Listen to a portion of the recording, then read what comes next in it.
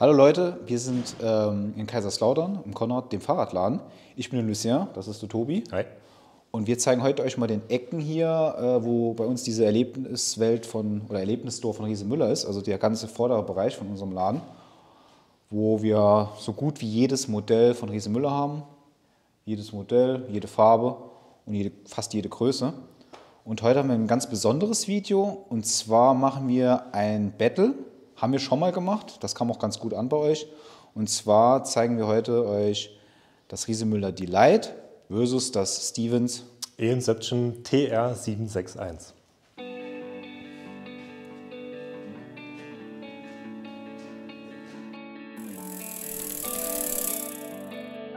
Also bei einem Punkt schwenke ich sofort die weiße Flagge, und zwar beim Namen.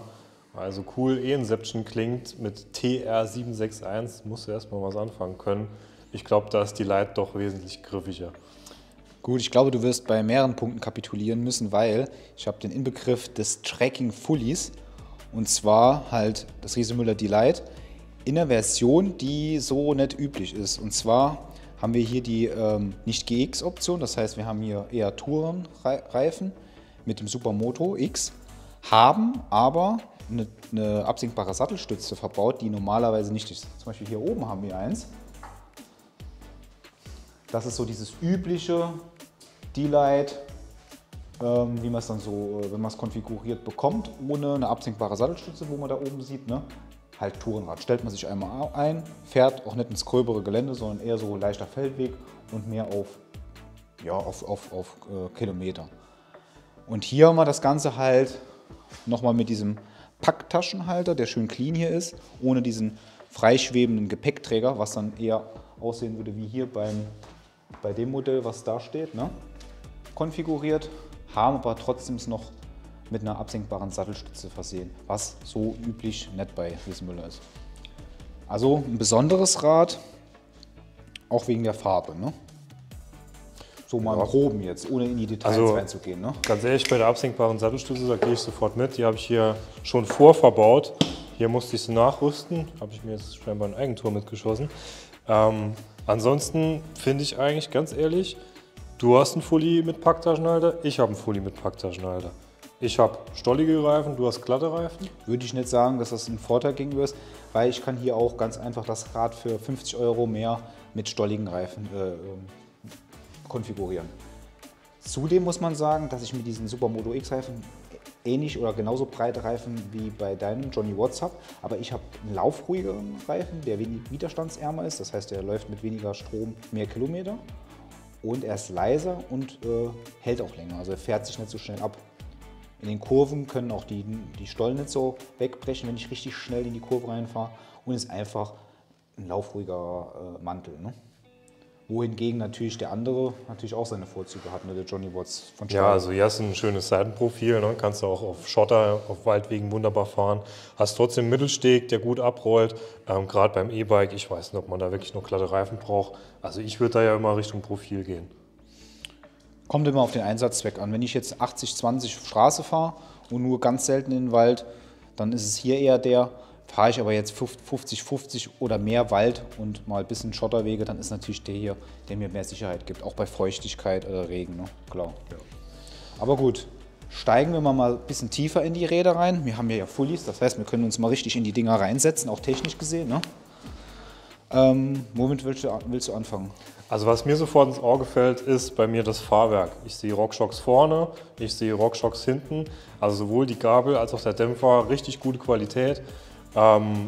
Luftfeder vorne, natürlich auch ein Luftdämpfer, beides individuell einstellbar, beides absperrbar, super bequem, kann man tatsächlich auch mal auf den Trail entführen, das Rad. Gut, RockShox, dabei habe ich bei mir eine ganz wilde Mischung. Ich habe einen Santur-Dämpfer hier, der aber von der Qualität auch ordentlich ist. Kann nicht locken, wie bei dir halt, ne? Also hier schwingt er richtig rein, ne? Hier ist dann schon ein bisschen mehr zu, ne? Kann ich halt auch mit Luft so befüllen, dass es zu meinem Körpergewicht passt. Und als Besonderheit hier vorne ist halt eine Manzocchi-Gabel drin, also eine Bomber Z2, ne? Die halt auch oft bei All Mountain EMTB-Fullies halt verwendet wird. Das ist schon eine ordentliche Mountainbike-Gabel aus dem Hause Fox, ne? das ist schon eine sehr hochwertige Gabel. Ne? Für so Ja, ein da gehe ich Treckenrad, auf jeden Fall mit. Wenn wir dann gerade vorne bei deiner Gabel sind, können wir noch ein Stück runter gucken. Also die Bremse bei deinem Rad, muss ich sagen, die ist natürlich schon erste Sahne. Ja, das ist die MT5, ne? Und die hat 4 Kolben von Magura, also die knallt schon rein. 203 mm Rotoren, also es macht schon Spaß, ne? Also die verzögert stark. Und selbst wenn man mal mit über 100 Kilo als Fahrer oder Fahrerin und noch Gepäck da drauf sitzt, ja, da wird man genug Power haben, um zum Stehen zu kommen, selbst wenn man mal mit 60 Sachen darunter fährt im Berg. Jo, auch bei mir 4 Kolben vorne verbaut. Hier 4 Kolben Diore-Bremsen, auch die wunderbar zum Verzögern. Und ganz ehrlich, ich glaube, ich habe ein paar Millimeter mehr. Ich bin bei 203, du bist bei 180 Millimeter. Meinst du wirklich? Ich habe ja eben gesagt 203. Beides sollte dicke reichen. Ist das sicher? Ja, du hast 180er. Ah, schade, gut, habe ich es falsch gesehen. Da hat mich die Optik so ein bisschen getäuscht, so von der Seite. Ja. Gut, aber ich sag mal so, das ist ja kein Downhill- oder Cross-Country-Rad, wo ich muss halt manchmal schon gut mit Gewicht den Berg runterkommen, aber das kriegt die Bremsanlage bzw. die Scheibe schon auch gut hin. Ja, würde ich ehrlich gesagt zugeben. Also im Trekking-Bereich mit Sicherheit mehr als ausreichend, eigentlich sogar ein bisschen überdimensioniert bei uns beiden. Ansonsten hinten haben wir beide 2 Kolben, finde ich reicht auch völlig aus. Und wenn wir im hinteren Bereich sind, ist eigentlich bei Riesenmüller fast schon was Besonderes, was du hast, nämlich eine Kettenschaltung, wie ich sie auch habe. Bei Riesenmüller geht bei uns ja eigentlich wesentlich besser der Riemen. Ne? Ich wollte vorher noch das Thema Bremsen abschließen, wo wir Gleichstand haben, wollte ich noch auf das Bremslicht hinten eingehen. Ne? Das hast du ja nicht. Und das finde ich schon was Cooles, weil das ist nochmal so ein Punkt mehr Sicherheit. Ich habe erstens mal diese Supernova-Rückleuchte, die super hell ist. Wir haben hier in unserem Laden ziemlich viele LED-Lampen, die sehr hell sind. Aber trotzdem sieht man das Licht extrem. 5 LEDs und dann, wenn ich auf die Bremse gehe, zack, in Echtzeit. Direkt, ohne Verzögerung. Kann ich meinen Hintermann oder Hinterfrau richtig warnen, halt ein bisschen Abstand. Ja, da kann ich natürlich nicht mithalten. Die LED, die verbaut ist hinten im Schutzblech, ist zwar ziemlich schick und ich finde auch eigentlich hell genug, aber Bremslicht habe ich natürlich keins. Ja. Aber gut, nur mal das so, dass das so vielleicht ein Ticken ist, wo ich dann, wenn man das zur Kategorie Bremse dazu zählt, schon ein bisschen vor bin, oder? Ja. Kann man schon sagen. Gut, aber jetzt zur Schaltung. Ne? Da wirst du wahrscheinlich einen Ticken vor sein, obwohl wir beide ja XT haben und ich aber dummerweise irgendwie nur 11 Gänge habe. Ja, also bei mir 12 Gang XT, die Kassette ist tatsächlich eine Diore-Kassette, aber Schaltwerk ist die XT. Und zwar Hyperglide Standard. Hyperglide heißt, die Kette kracht richtig schön runter, das heißt, wenn ich am Berg schnell schalten muss, wird es auch funktionieren innerhalb von wenigen Sekunden. Da hast du so ein bisschen die sanftere Variante verbaut, ne? Ja, ich habe das Link-Light-System, verstehe aber auch nicht so ganz, warum es da jetzt nicht auf die 12 Gänge nicht noch ausgeweitet wurde. Also ein bisschen, ist jetzt nicht so ein Beinbruch, aber ein bisschen schade vielleicht. Ne? Da hätte man ruhig mal noch den Eingang reinmachen können. Werden nur die wenigsten merken, aber gute Bandbreite von über 400% habe ich trotzdem, 450.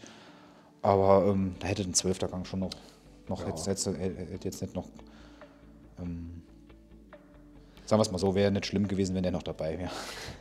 Gut. Ja, was beim Trekkingrad eigentlich immer ins Auge fällt, sind Schutzbleche und in dem Fall jetzt Packtaschenhalter statt Gepäckträger.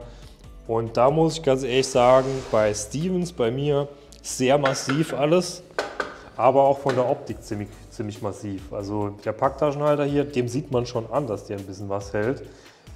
Ist für beide Ortlieb-Systeme geeignet, also das System mit den Nupsis, die man dran klickt, die Cool 3 und den Cool 2. Und weißt du, wie viel Kilo du bei dir drauf machen kannst? Ja, da waren wir bei jeder Seite bei 10 Kilo. Okay, das ist schon stark. Also da habe ich nur 5 Kilo bei mir. Das ist krass. Nee, okay, ich war falsch. 8 Kilo. Also trotzdem noch mehr. Pro Seite oder insgesamt? Ja, nee, 8 Kilo pro Seite. Das ist gut, weil ich habe leider nur 5. Aber gut, der Rest muss dann halt auf dem Rücken, Leute. Ne? Es ist halt auch alles hier so ein bisschen sehr auf clean gemacht und nicht so bully. Habe jetzt auch hier nur Kunststoff und nicht so Alu wie beim Tobi, also beziehungsweise wie beim Stevens. Aber erfüllt auch seinen Zweck. Also wenn man links und rechts 5 Kilo hat, denke ich mal, ist das schon okay. Klar, du gewinnst bei der Kategorie schon. Dafür habe ich hier aber ein cooles Schloss noch mit integriert, wo du gar keins hast. Ne? Das Bordeaux, was hier schön, kann man natürlich bei dir irgendwie auch mit Kabelbinder oder sowas nachrüsten oder am Flaschenhalter. Ich würde es an einen Flaschenhalter machen und würde dann eher den Flaschenhalter mit der Schelle festmachen. Mit der Schelle? Wo würdest du es dann machen? Ja, ich würde es tatsächlich ans Oberrohr packen. Oberrohr oder halt Lenker. Gut, bin ich nicht so Fan davon, aber gut, kann man natürlich auch machen. Nee, doch, kann man machen. Also bei Reiserädern ist das schon von der Optik schon machbar. Motor brauchen wir nicht so drüber zu reden und Akku, da sind wir beide im CX-Universum von Bosch mit dem 625er Akku, das können wir ganz schnell abhandeln, das ist nichts Besonderes. Aber hier vorne habe ich halt ein schönes, dickes Neon-Display, wo momentan das beste E-Bike-Display am Markt ist, weil ich habe die Navigation, wenn ihr mal reinguckt, hier schön, ne, kann ich halt genau sehen, wo ist der Straßenzug, wo geht das hin, wenn ich in die Seitenstraße reinfahre, was ist das für ein Gebäude. Und Touch, und hier Höhenmeter direkt, das Ding ist standalone, komplett autark. Kann mir nachts vorher schon, bevor ich die Strecke fahre, mir die Daten von den Satelliten hochladen, von den 3 wichtigsten. Und hier auch die Performance, wo ich sehe, was trete ich rein, was ist das System. Habe ein riesen Display, was super scharf ist, wo ich halt auch schön mal im peripheren Sichtfeld sehe, wie ich ungefähr in welchem Modus ich fahre. Weil von der Farbe aus sehe ich ja schon, bin ich jetzt im Tour, im Blau oder Gelb gibt es ja nicht, aber grün im Eco, das ist schon eine feine Sache. Und halt kann ich mit WLAN und Bluetooth koppeln, das ist schon cool. Also da muss man sagen, das ist im Prinzip ähnlich gut wie das Kiox, aber es ist halt ein bisschen klein. Das Kiox ist einfach kleiner und ein bisschen eingeschränkter. Ne?